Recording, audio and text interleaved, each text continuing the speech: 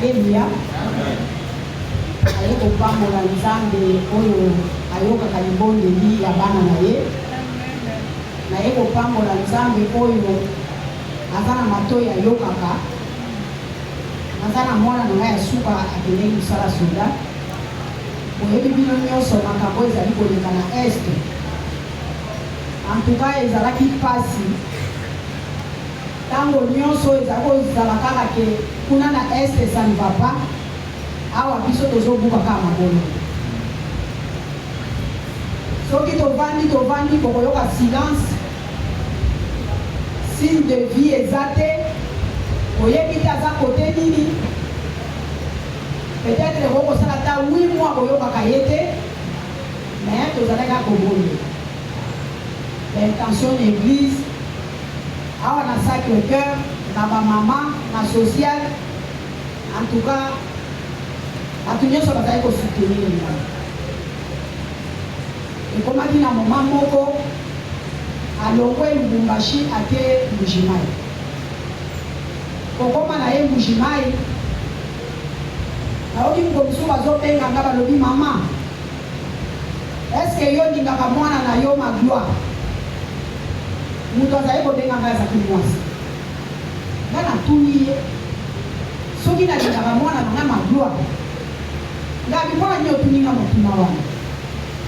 Alobi ye mpo namoni oza okipe mwana na yo te. Mwana na ngai akenda mosala sula. Nga na kokipe ye ndenge nini azala maboko ya leta. Leta nde azokipe ye. O awa toza na mwana na yo, mwana no azwi liboma. Nayebiseka ngabi mwana wana yanga te. Oyo azwi liboma yanga te. Oyo yanga aza normal. Naye koyebise ngabi pesa ngai. Bandeko apesi nga telefone. Nazokaka bapui na telefone me nazoka nga maloba ya motu te. Nayebisi ye nga na lobi soki hôpital eza pembeni bomema ye. Nga nazotindela bino mbongo. Natindaki mbongo. Après 2 jours nabengi bango bopesa ngai. Tango bapesi ngai ye namalaki kosambela na ye na telefone nazodeklare nalobi yo okendeki mosala soda ozosalela mbongo. Yo kozwa liboma te. Soki bazosakrifie yo bakozwa yo te. Nayebi ke oyebi nzambe oyamba Yesu lokola nkolo mpe mobilisi eloko moko yokomela yo. Après mikolo nayoki akomi bien tosololi na ye. Naye koyebisa ye nga nalobi soki bakonzi no bazali pesanga moko nasolola na ye bazongisa yo awa kozwa traitement. Eleki mwa mikolo nayoka lisusu te batindi ye na beni. Okomi lisusu na beni nga abipesanga mokonzi na ye. Nazwi ye na telefone. Nga abi papa otindelaki nga message bolobi mwana nga azwi liboma. Nga nalobi bozongisa ye awa na Kinshasa aya kozwa traitement. Akomi lisusu na beni ndeni. O mama osololaki na ye nga nalobi ye. Est-ce que tango yo sololi na ye wana oyoki aza liboma? Nga abi te na sololi ne malamu. Abi aza malamu. Eleki mikolo ndela aza na beni naoki abengi nga. Mama awa nga nazosanza makila. Nayebisi ye lokola ozosanza makila. Luka miel na jaune d'œuf obela. Nakanisi asalaki yango. Après moi mikolo alobi na nga ça va. Ozalaki kaka kobondela mpona. Après un moment alobi na nga aza na goma. Na goma komi akutani na ndeko na ye mosu ya mobali avandaki mwa mikolo. Sikoyo ntango akomi na goma bazotindela ye mbongo na ye te. Po abimaki malgré bapesaki feuille de route ifalaki azonga kuna. Ntango ye amoni mbongo ezobima te azongi lisusu kuna na zamba. Eleki mikolo nazoka pe sini moko te. Bana mosusu bazalaki epai na biso na camp bautaki kokende sika toyoki ke bana wana bakoyaki na embuscade bakufaki bango nyonso peleton mobile. Antuka ezalaki mpasi. Tolembaki kobondela te tozali kokonfie kaka na maboko ya Nzambe. Soki ngai nazwi ye na telefone nayebisi ye magloire na yebi toyebi nzambe Yesu wana yo ndimela za kati na ye na tango nyonso omoni problème belela nzambe ata na losambo ya moke yo oyebi wana nzambe akoyebi esalamaki bongo ntango molai après signe de vie eza suka ozalika kobondela moko mosusu pasteur Magdo azako te yawa eselekama meko mokolo wana confiaki su problème yango na maboko na nzambe mpo nazali koyoka ye te ntango tobondeli awa esili nazongi na ndako après jour moko nayoki abengela nalobi nzambe azwa mokumu ayokaki libondeli tosololi na ye esili dernièrement awa nayoki abengi nga alobi mama san papa nga na bimi nalobi obimi oza wapi abi na bimi naza na buteli nalingi nakende beni nalobi sala oyo molimo na yo ezotinda aye kokende beni akutani su na grand frère na alobi nazosalela yo fin de route yaza policier abi nazosalela yo fin de route lokola obimi sans mokanda moko kala nazosalela yo fin de route okende amemi ye ti na Kisangani akotisi ye na masuwa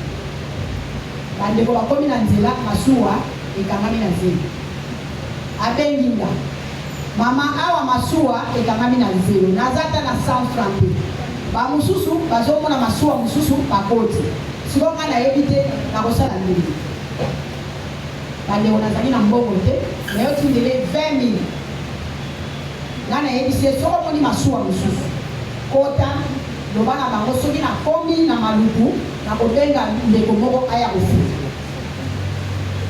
esalamaki bongo akochange masuwa na masuwa oyo achange baye kokanga ye ntango bakangi ye bakitisi ye batiki ye na boloko akoti boloko noki telefone ebeli wana avant telefone elela ayebisaki nga alobi mama tokomi pembeni nakanisi samedi wana benga soki na bosani te ezalaki jeudi to vendredi abi naka samedi tokoma maluku nga abi gloire à Dieu après namoni 4 jours 5 jours 6 jours nazalaki malade nalali na se nazoyebisa yaya na ya mwasi nga abi namoni ma gloire azwi problème ye alobaki nanga 2 jours na ozala na mabe siko tosaki déjà 5 jours ma gloire aza na problème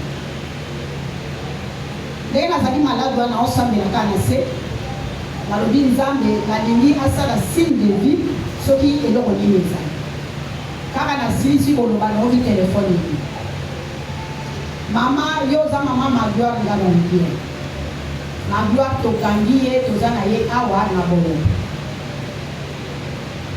nayebisi ye papa nayoki naye koluka unité na tie nabengi ezoleka lisu te nzoka rezo ya bango kuna eza pasi ntongo etani napesi nimero na bayaya na ye balokalize komanda wana bazwi ye balobi mwana no tokangi ye esengeli kotinda mbongo mpo balibere ye nzoka moto akangaki ye wana ye aza na moya kolibere ye te efalaka tinda ye nde na boloko kote mosusu donc ntango biso totindi mbongo sans totuna nzambe ye ale na ye mbongo wana ntango ale mbongo wana mutu mosusu aye kobenga nga nde esika batindi ye na boloko mosusu mama toza na mwana na yo awa siko mwana wana ayebisi nga alobi mama nga mpe naza soda me naza mwana moko navandaka na kankokolo kaka na quartier 12 doka namoni oyo aza ndeko na nga yango nabengi yo nayebi soki toza na mwana na yo awa me bosala nyonso bozwa nimero ya colonel na biso awa mpo bosolola na ye ka alobi merci sikoyo yaya na magloire alobi nono tokotinda lisu eloko te yo pesanga mbongo nga nazokende nga binzela mai oyo oyebi te alobi pesanga mbongo nga nazokende napesaki mbongo balobi akozwa masuwa te akozwa baliniere sikoyo ekomi likambo ya baliniere esali mwa sobe balobi fo kota kaka baliniere mpo na bolobo baliniere kaka aye kozwa baliniere akomi akutani mpe na bakonzi basololi aye kolibere magloire tozoloba magloire azali me aza na ndako alobi nzoto na ye ekomana na makasi nde akoka koya nde na ye kokumisa Nzambe mpona bolingo na ye oyo asali mpona tina na mabia.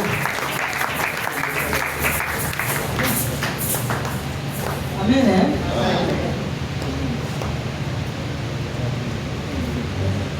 Deuxième témoignage, maman.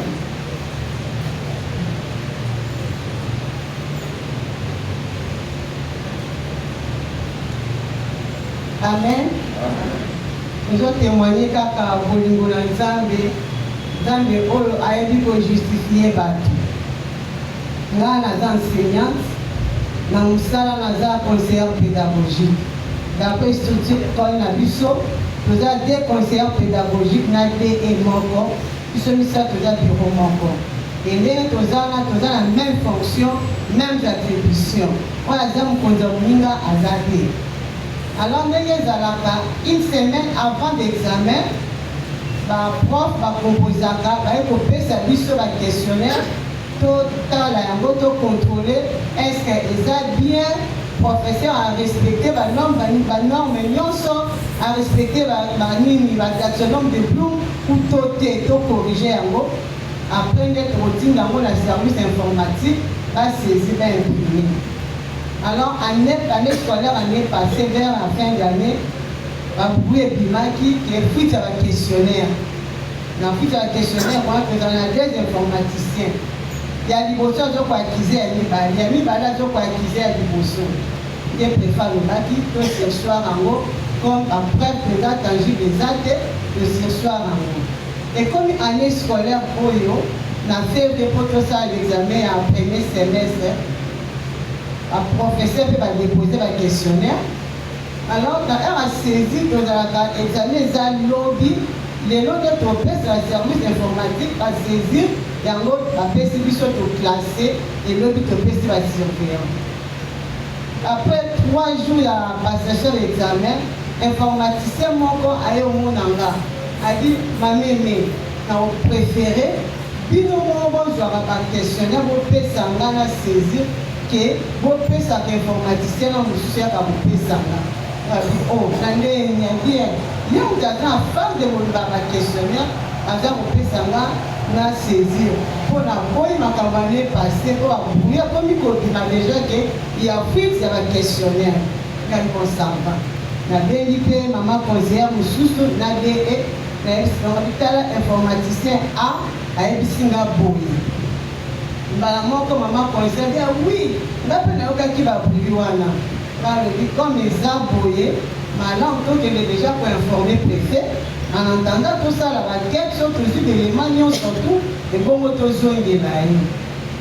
Et en moko, qui maman sait que monsieur s'en a jamais dit, on a dit que tout un an préfet pour expliquer. Il faut poser un retard.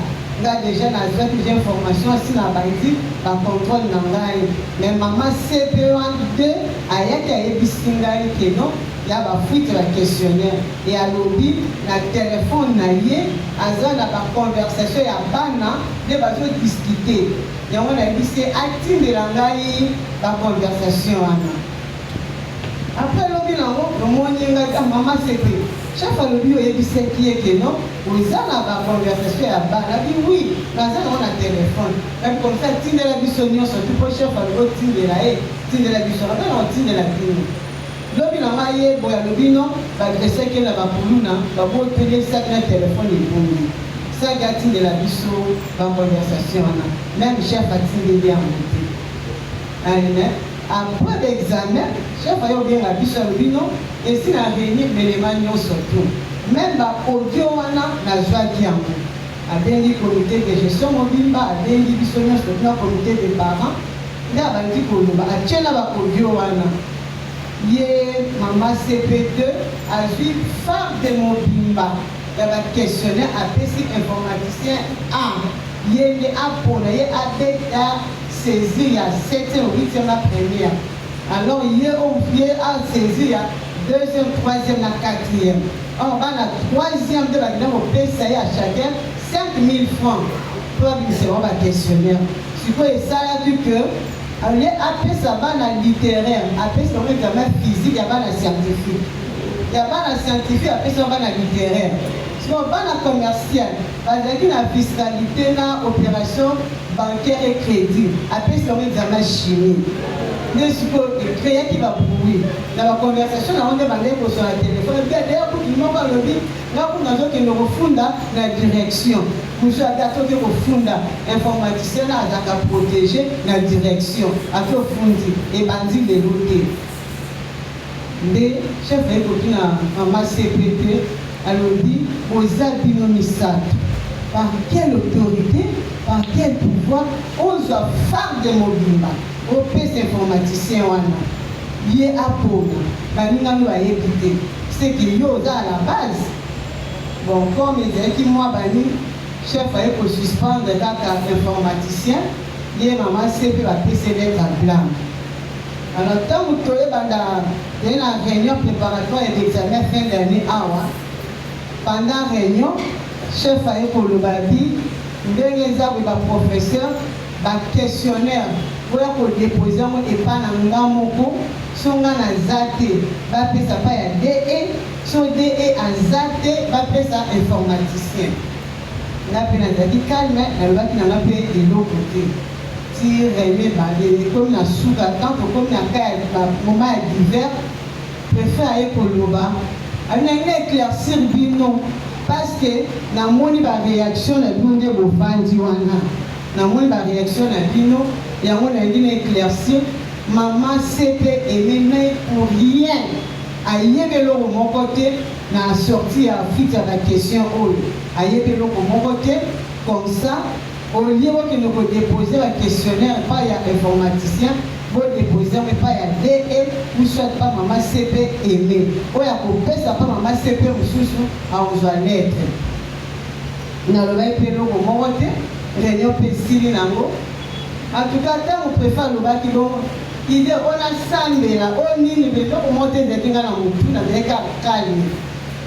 Réunion ici, après le bilan, on a moni madame Moko, aïe, a dit maman aimée, ah, nous avons bâti au théâtre à Zali, nous avons bâti la prière directe. Il a dit oh, pour la nuit, alors en tout cas, quand le chef des Joaki, qui va faire ça sur la questionnaire, qui ne pas la yoté, parce que c'est informaticien et dérangeant qui n'a. Et ça n'a pas passé. Il a dit, ah, maman est née à Ebelo au côté. Mais pour la nuit, le chef a coupé sa punition, parce que c'est un informaticien. Mais pour exemple, pour quitter sa autorité, maman est née. La zone de la carte, on a mon thème, on a DTP pour soloter. On dit la Zambé.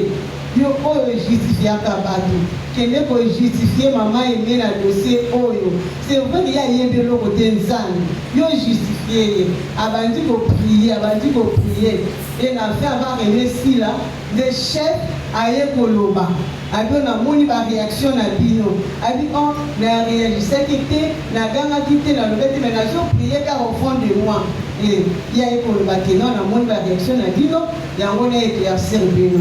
Il y a seulement gens qui justifient à Kabato. Alors, dit maman, il y a calme. Ça, il y a quand Nzambe na yo. Nzambe a justifié à Kabato. À Kabato, il faut que Makambe.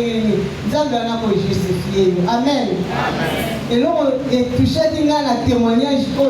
Na moni ngamo kulo likam na sambe na ite. Mais ça, la mutu mususu na sambe lipona ngai. Donc, le Seigneur a dit surtout dans l'intercession les uns les autres. Quand on y a une de Bonalitam, on y a Koloba, ça est la Ponaï. Mais quand il y a mon moment à ta faible, il y a mon cas à battu, à vos sang de la terre, mais la prière n'a yo, les voilà pour Pika. Amen.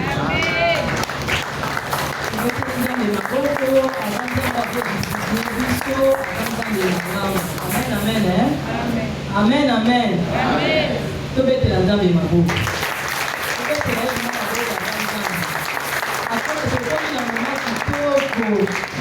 Maman a malamu penza. Dieu de l'obéi, il a envoyé sa parole et la parole de Dieu nous guérit. Il nous fit échapper de la fosse. Pourquoi il y a un moment où il y a un marteau et il y a un point sur les yeux de la biso, pourtant le marteau est totalement délivré. tokondeli mpona liloba biso nyonso. Éternel Dieu de gloire, Papa, tu es kotika moma ya liloba na moko na yo. Éternel Dieu des armées, yo tindaki liloba ekweyaki epotaki mbuma mpo ete ozali nzambe. Yawe tika ete liloba ya pokwa ya lelo, Éternel Dieu des armées, ezala graine oyo ezoya kochange badestine, ezala graine moment oyo Éternel Dieu des armées makambo ya sika ezoya. Yawe totiki moment nyonso ya parole na se na nguya ya loboko na yo, tobondeli tolobi merci Seigneur Jésus. Amen. Tobengi Papa Lévi. Tobeteli nzambe na boko wana Papa Lévi.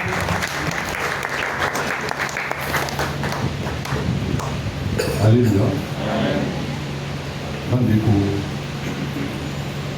Toujours quand on attend, il y a prière pour la famille. Pendant qu'on préparait ce message, le Seigneur nous a convaincu que ce n'est pas seulement aujourd'hui. Pour ça, le mois temps, il y a prière pour la famille. Nous ferons un temps, 2, 3, 4 semaines, parce que c'est très important, la famille. Bandeko, Bitumbaya, Satana et Bosso, et Bandra l'église.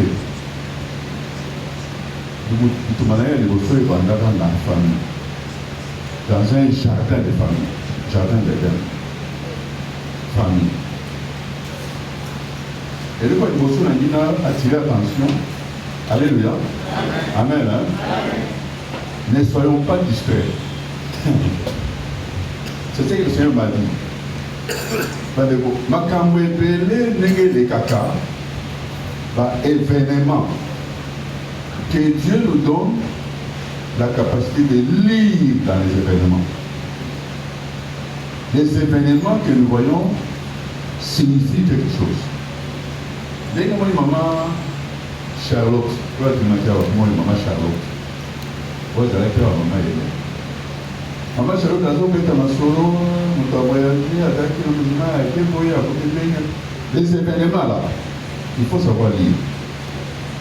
Attendez que vous ayez là, taxi quand tu pourrais, des salariés, il faut savoir lire. Par événement, c'est une lecture, il y a une lecture dans les événements par rapport à ce que Satan veut faire contre ta famille. Contre ta famille. Et donc, nous c'est les rêves. Les rêves et les songes. Ce qui est au lot à casser, ce n'est pas normal. Tu dois rêver. Il faut au lot. Parce que nous sommes physiques mis sur le monde en bas, mais nous voulons la paix et mon âme. Alors, il y a aussi des choses à lire dans les rêves, dans les songes. Il y a des lectures très importantes par rapport à ce que Satan fait contre nos familles. Mais aussi à ce que nous ressentons, ce que tu ressens. Donc, je reprends. Il y a les événements, les déroulements dans ma cambo. Il y a ce que nous voyons dans nos rêves. Et puis il y a ce que nous ressentons. Pour eux qui bololo, pour eux qui lourdeur, pour eux qui soucis, pour eux qui sengo, nous devons savoir lire toutes ces choses.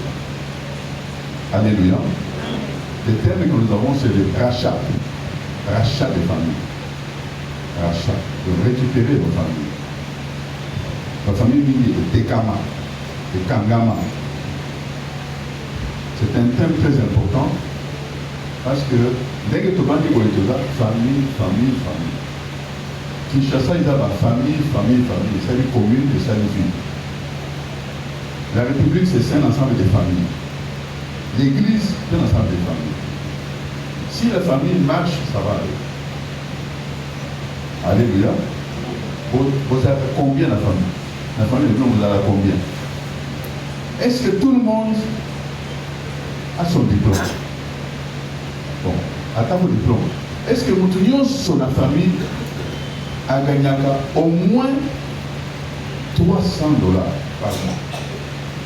Imaginez-vous si chacun gagnait au moins 300. 300, 400, 300, chacun.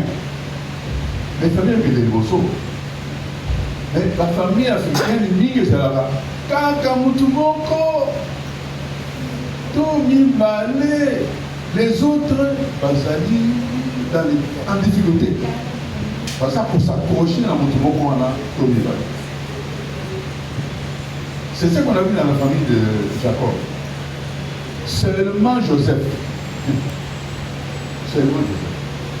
Ils étaient combien? 12 ou 13? 12 ou 13? C'est 12 ou 13? Il y a 12 plus qu'une femme. Donc c'est 13? Bon. Mais quand Joseph, mais si tout le monde l'a été comme Joseph, mais ça va, non? Donc la plupart de nos familles, ils allaient au Canada. Nous lisons Ésaïe 53, Ésaïe 52, 3. Ésaïe 52, 3. Donc on appelle Ésaïe 14, 2c. Ésaïe 52, 3. Et puis Ésaïe 14, 2c. Aussi Ésaïe 42, 22. C'est normal, hein? Ésaïe était comme le champion du Messie, celui qui parlait du Messie de Jésus. Ésaïe 42, 22. Et enfin 1 Pierre 1, 18 à 19. Je disais Ésaïe 52, 3. Ésaïe 14, 2. Ésaïe 42, 22. Et 1 Pierre 1, 18 à 19. Mais pourtant, nous avons Ésaïe 52, 3. Car ainsi pas l'Éternel, c'est gratuitement que vous avez été vendu. Mais ce n'est pas à prix d'argent que vous serez racheté. Gratuitement. Parce que sommes dans la famille, parfois avec un rien. J'ai un peu que basse sous, parfois, il y a 50 francs. Au fait, 50 francs au sommet de basse. Donc, parfois, avec un rien. Esaü a perdu le droit d'aînesse à cause de la protocole de Gataïe, et puis il a perdu le droit d'aînesse. Le droit d'aînesse, c'est ça, comme on est, hein. C'est il y a un pour remplacer papa, il y a un comme prophète de famille, il y a un comme chef de famille, il y a un par alliance, il y a un par héritage, mais il a vendu tout ça avec un simple bruit. Donc, gratuitement, vous avez été vendu, mais ce n'est pas un prix d'argent que vous avez racheté. Dans l'écrit 1 Pierre 1, 18 à 19. Sachant que ce n'est pas par des choses périssables, par de l'argent ou de l'or, que vous avez été racheté de la vaine manière de vivre que vous avez hérité de vos pères. Vous avez hérité ça de vos pères. Mais c'est par le sang précieux de Christ. Je vois pas le sang précieux de Christ. Je vois par le sang précieux de Christ. C'est important de savoir que le sang de Jésus est un sang précieux. Jésus était à la fois homme et Dieu. Mais qu'il a n'importe quel matière. Par le sang précieux de Jésus. Mais que vous savez, pour racheter vos familles. Ce n'est pas avec de l'argent. Alors, Ésaïe 14, 2, c'est, par le ils les retiendront captifs leur captivement. Et ils domineront sur leurs oppresseurs. Amen.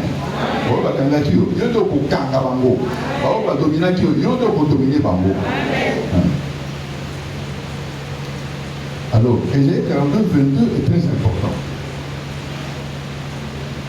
C'est un peuple pillé et dépouillé. Famille la Bible. Pilla et Baïba. On les a tous enchaînés dans des mabourous, dans des cavernes, plongés dans des cachots. ont été mis au pillage, et personne qui les délivre. Dépouillés, et personne qui dise restitue. Personne qui dise restitue. Il faut quelqu'un qui soit là qui dise à Satan restitue. Restitue, c'est quoi en lingala? Zongisa.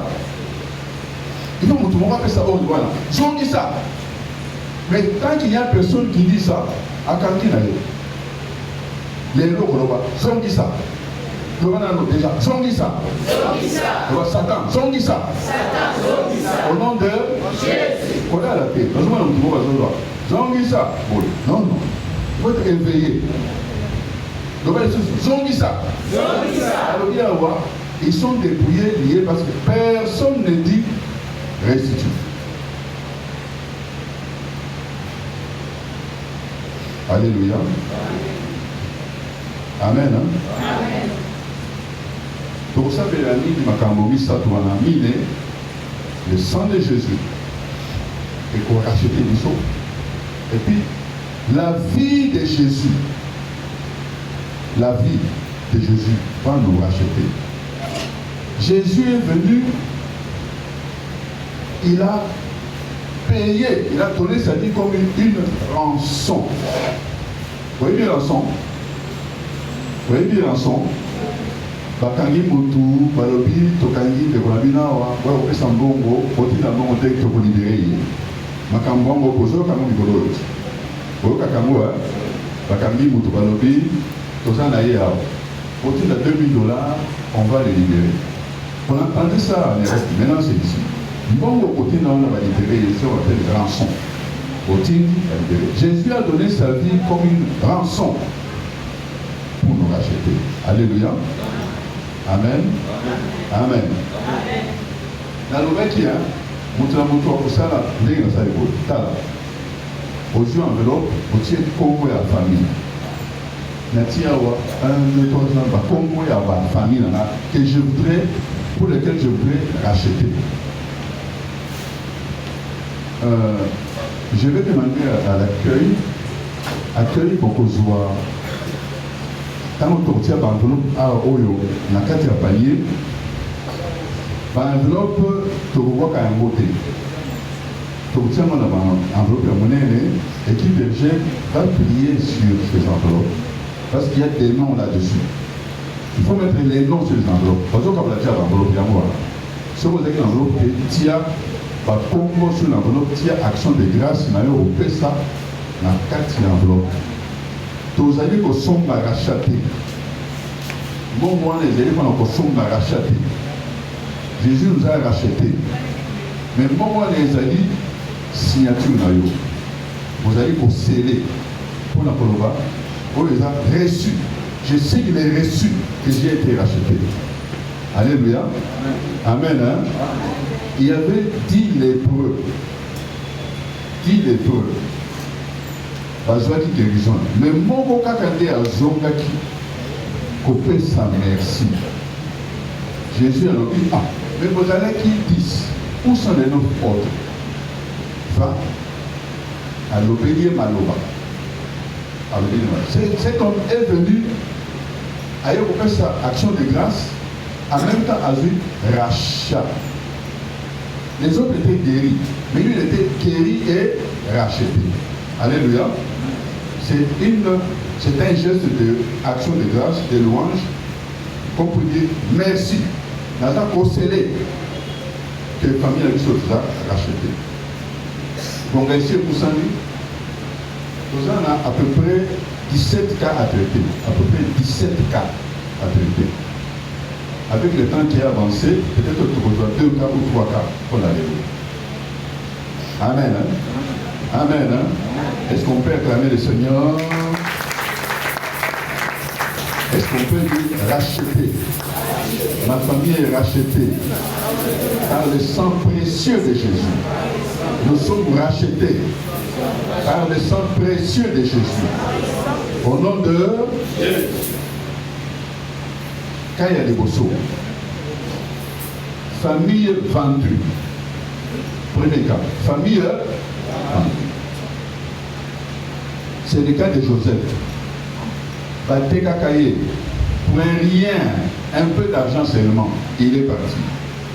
Dans le cas de Joseph, pas dans les Bazarek. Dans le cas de moi je suis né à Zarek. Dans le cas de famille à Zarek. Mais il était vendu pour être qui? Pour être esclave. Car la chose est esclave. N'a pas d'anayo, n'a moi je suis nayo, n'a pas de vous ne serez que des esclaves. Il était vendu. Alors il y a des familles qui sont vendues. Je vais donner 3 signes physiques.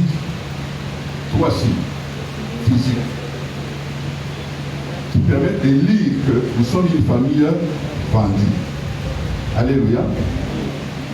Si tu vois des accusations gratuites, tu peux noter, hein? C'est mieux de noter, c'est un enseignement à la fois.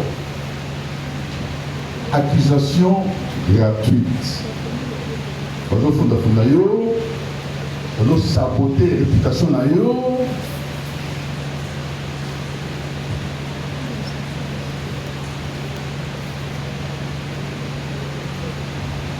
Et puis, blocage au niveau de Moussala, mais attention, par des personnes proches.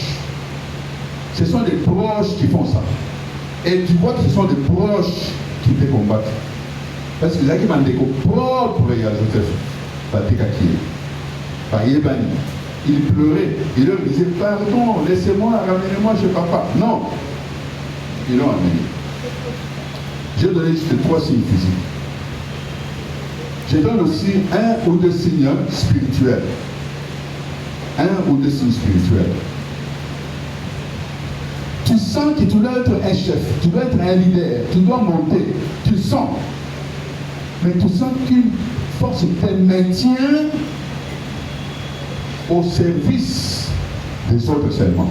Tu sens que tu dois monter, mais tu sens que tu es maintenu seulement au service des autres. Tu les serves sans jamais décoller toi-même. C'est comme Bandoto. Bandoto, ce qu'on a taka, baza côté caillou dans le marché, baza côté caillou. Ou bien, on a enchaîné. Ou bien, on a la prison. Parce que Joseph était en prison. Hein? Ou bien, au coin, il a des boulot. Il était jeté dans une fosse. Par des personnes que tu connais. Pourtant, il y a des bio. Tu es dans le cachot, il y a des boulot. Ou bien, par exemple, moto là il est en bas, par exemple, moto là il est bongo, piloko, mais pas de bio, c'est que on t'a vendu, on a vendu ta famille. Alléluia. Le sang de Jésus efface la dette. Le sang de Jésus annule les condamnations. Le sang de Jésus annule les alliances de la lignée familiale. La vie de Jésus me rachète. C'est ma rançon. Il a payé pour moi. Mon action de grâce. C'est bien mon âme. Vous en avez un mot. Vous savez combien le combo sur l'enveloppe là. Vous savez combien le combo. Comment on a ton tigre à l'amour. Quand l'accueil va prendre les enveloppes à Colombo, mais on va nous remettre toutes les enveloppes. Pendant 1 mois, l'équipe berger va prier avec d'autres pour que les familles s'ouvrent. Mon action de grâce va sceller ma prière. Mon action de grâce va sceller ma prière. Va sceller notre délivrance. Au nom de Jésus. Satan. Restitue. Zongi ça. Au Tekakabiso. Zongi ça. Au nom de Jésus. Amen. Deuxième cas. Après, famille vendue. Famille enlevée. Enlèvement. Tu es bien bon, qui ne va pas enlever votre. Dans 1 Samuel 30,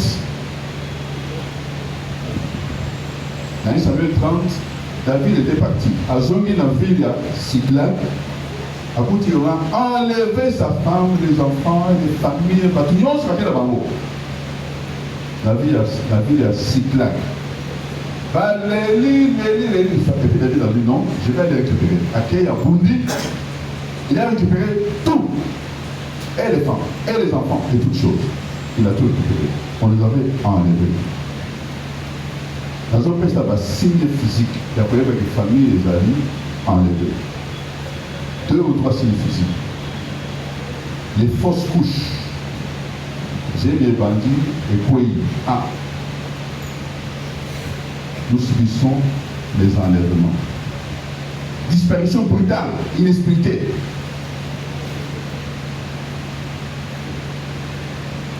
Vous avez dit, Moussala vient, paf, tu as perdu l'emploi. Moussala vient stable, mais tu l'as perdu, du jour au lendemain.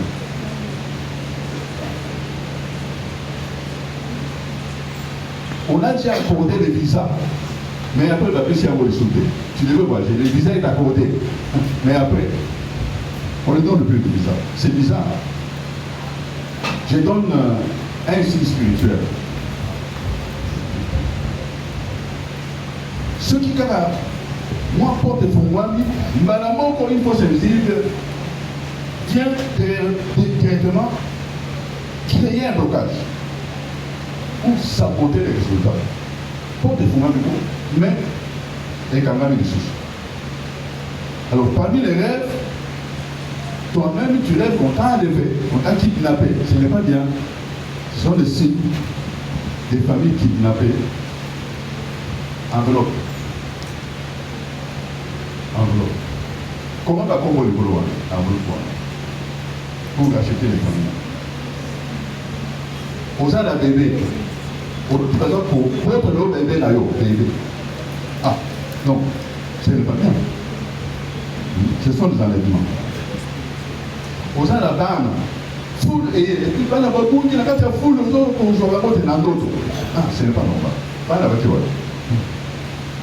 J'ai dit que nous devons apprendre à lire et les événements, et les rêves, et ce que nous ressentons.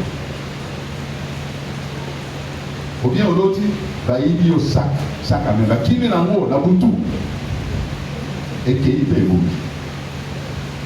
Voilà.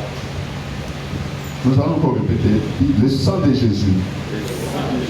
Le sang de Jésus me rachète, nous rachète, efface la dette, efface toutes les dettes et toutes les condamnations.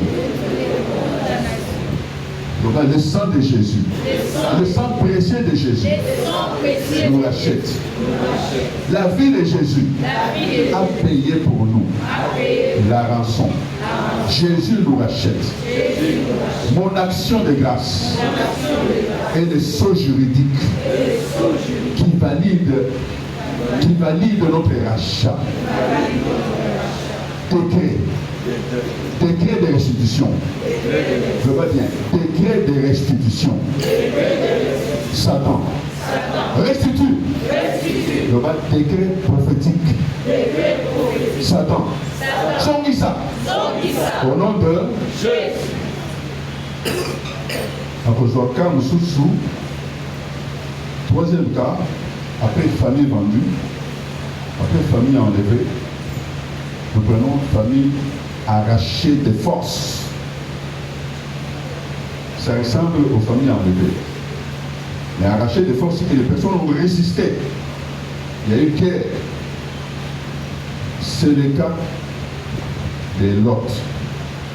Lot, on les a arrachés de leur terre. On les a amenés. Un peu comme la Siklag. Femmes, enfants, tous sont partis. Abraham est venu dans Genèse 14, il a attaqué la troupe qui les a amenés, il a récupéré tout le monde. Alléluia. Notre famille est rachetée. Ma famille est rachetée. Au nom de... On peut acclamer ce Jésus-là.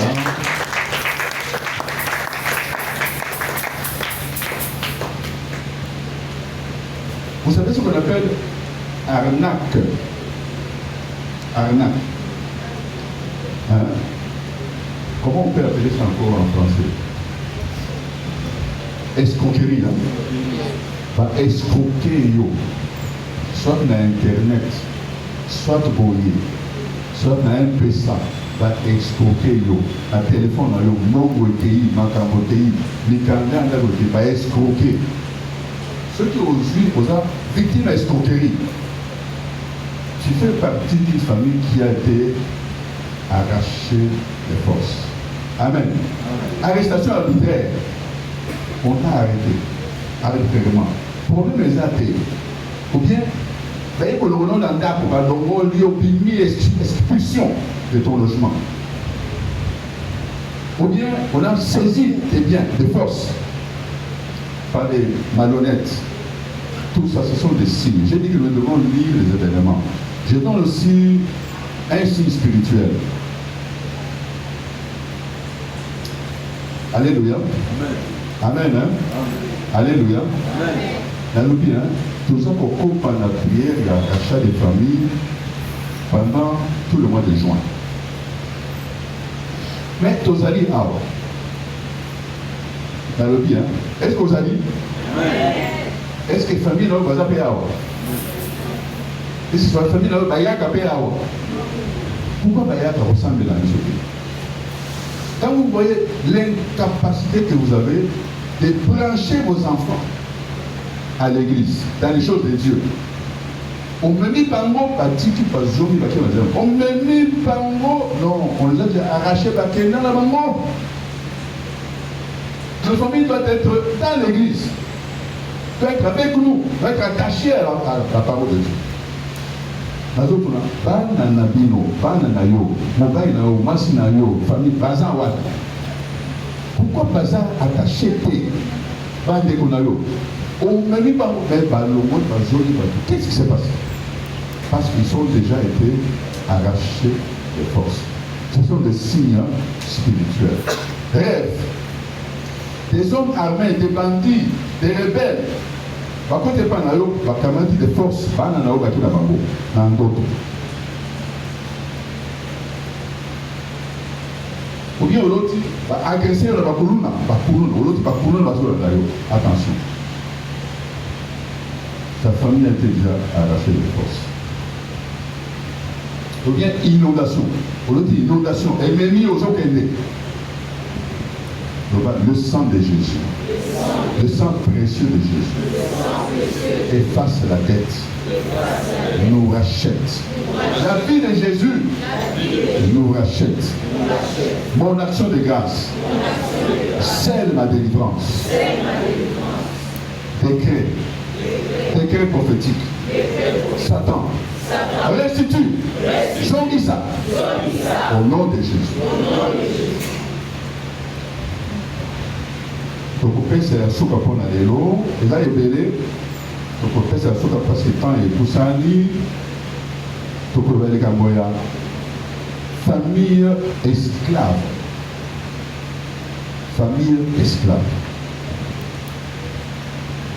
bana ya Israël bakomi esclave bana ya Abraham ko ce sont les descendants de l'alliance ils se retrouvent esclaves 430 ans. 1 million de personnes, parce que pourquoi se rebeller, combimater, parce pour subir. Alléluia. Signe physique.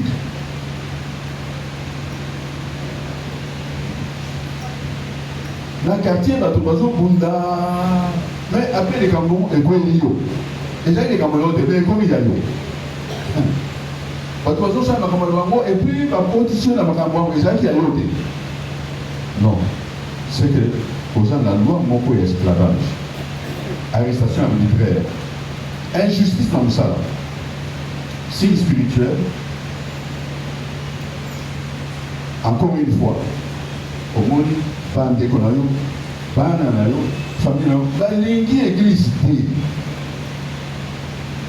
Yo, vous avez bien, mais famille, vous avez déjà tenu en esclavage. Les Africains, d'autres.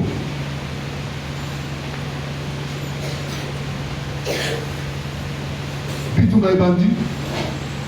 Tu te retrouves dans la carte de guerre. Tu es pris au piège. Moyen au bima, la carte de piège, les amis. Ou alors, pour un dos, tourbillon, on peut être macasse. Et ça, tu es emporté. Je répète que il faut tout le temps la événement. Tant que l'on voit, qu'est-ce qui se passe? Tant que l'on voit dans ta vie, comment ça se passe? Nini est poigné dans la torture, Odoti Nini, Makamani les bandits, la famille Balori Matanga, qu'est-ce qui se passe? Il faut lire Makamani et. Comment tout ça possible Makamo Soloté? Comment tout ça pour Tanga, parce qu'on évolue, est-ce que vous Tanga bien? Donc, tout ça la distraité, par famille dans l'ISO, Nini et Tekama, famille. Ce qui est comme l'IOP, l'ISOP, on se retrouve vendu. Dans cette maman, mon coatao, la seconde permission a été. Mais n'a pas moi, je vais dire, à ça, bien. Bien, la banque. Les gens vont être balayés, il y a la quantité, mais comment les simples, et puis après, baloyer au sein de la banque, à ça, résultat, tu au pays, 5 ans, 10 ans. Qu'est-ce qui se passe? Tu travailles bien.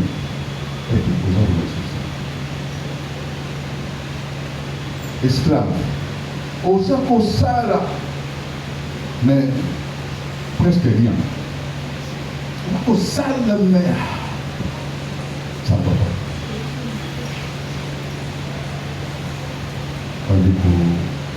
Nous allons armer la pensée que nos familles doivent être rachetées. Il faut tout qu'il y ait des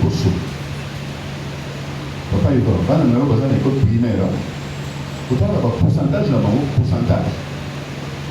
Dans l'école primaire, il faut pas avoir 80%. L'école primaire, 80%. Non, non. C'est pas ça. Moi, dans la primaire, dans le 52. C'est pas normal. Dans la primaire, moi, à reprendre. Non. À l'école primaire, on ne reprend pas. On passe. Maternelle, premier, premier, deuxième, premier, les Arabes, les cas sans problème. Mais ceux qui n'ont pas dit, on a on échouer, et puis on a 5e à reprendre, 6e à reprendre, quelque chose de bon. Souvent, l'Indo, ici le quota, la moine, maïe, les gens qui utilisent la peau. Alléluia. Biso papa va bicolo. Nous ne pouvons pas être là-bas, maman. Nous ne pouvons pas être à l'air. Il faut toujours la fixe, Toloni, et toujours pour écouter, et toujours pour coller. Bah, pareil, il faut total là-bas. Voilà, pour évoluer, bien, bazo que il est. Pas nous sommes là. Bah, quand il va prendre un diplôme d'État, et puis ici, il travaille. Il avance plus. Mais bah, si ici, mais il sait les amis. Les familles sont attaquées. Si nous prenons cet enseignement et ces prières, c'est que Dieu veut le manifeste prophétique pour le Koloba. Restitue. Déjà, parole n'a effet. Et ça y est. Tout est là dans tout ça.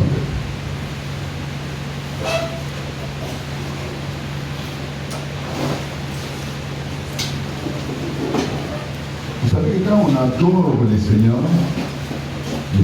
vient. Quand on adore, le Seigneur vient.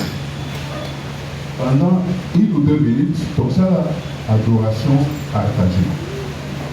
Tout le monde doit parler, chacun doit parler. Surtout, oh, il y a dans le barrage. Dans le barrage, jamais dans la salle.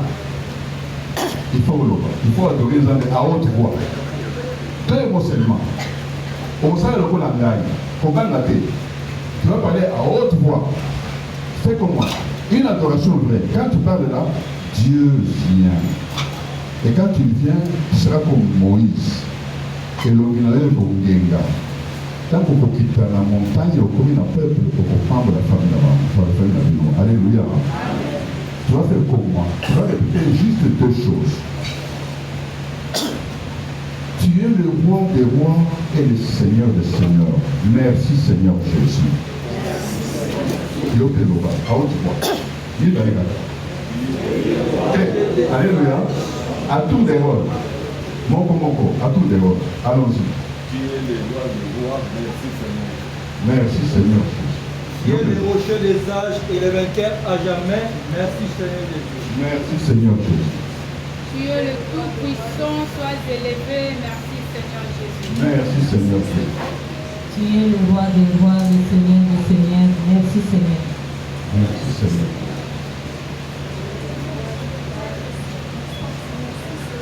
Merci Seigneur. Tu es le Tout-Puissant, le Maître de l'univers. Merci Seigneur Jésus. Merci Seigneur. Seigneur, merci Seigneur Jésus. Merci Seigneur Jésus. Les créateurs incréés, gloire et louange à toi, Seigneur. Gloire et louange à toi Seigneur. Attends la ligue là. Tu es le roi des rois, Seigneur Jésus-Christ. Merci Seigneur pour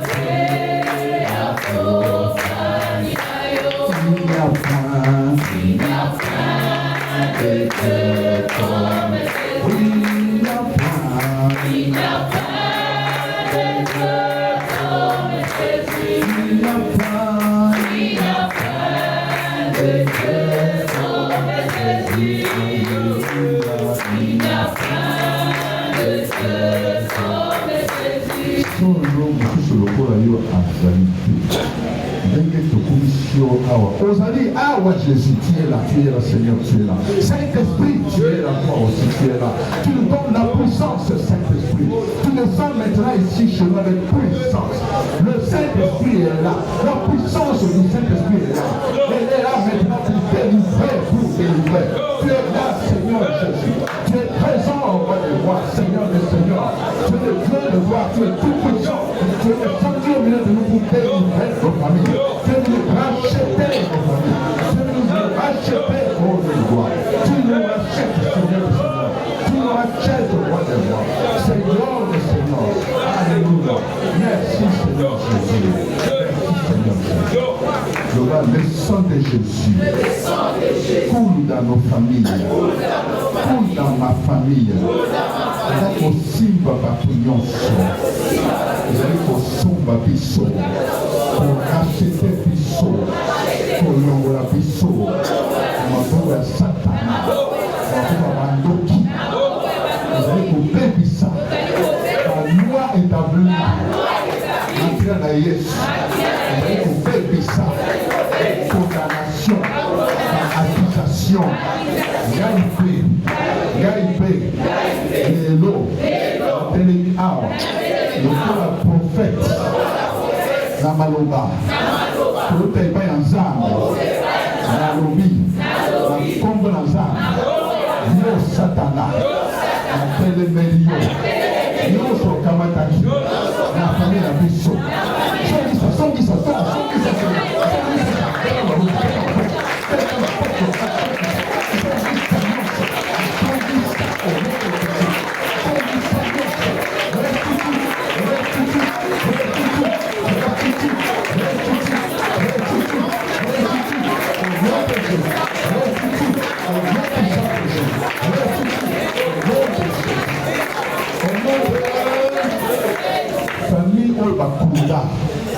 Famille oyo bakunda babwaka na mabulu bateka oyo ekenda na Egypte ekenda na bowumbu makambo na biso bakanga bateka lelo bakila na Yesu rachete biso na telemeli bandoki kindoki bondoki oyo esomba makambo na biso na la puissance ya Saint-Esprit na lobi songisa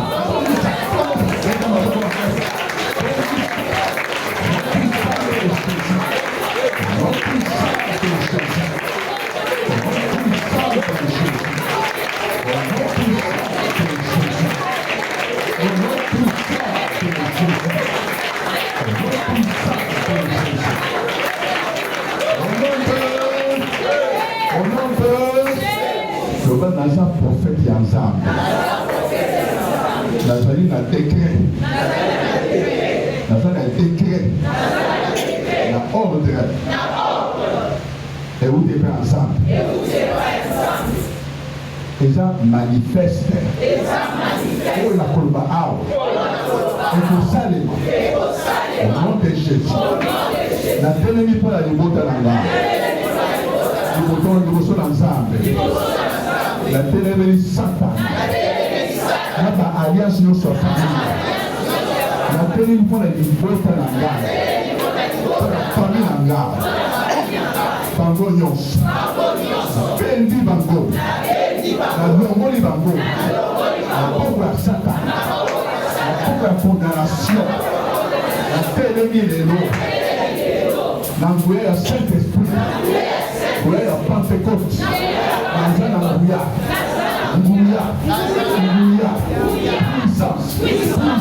puissance au nom de Jésus nalobi restitue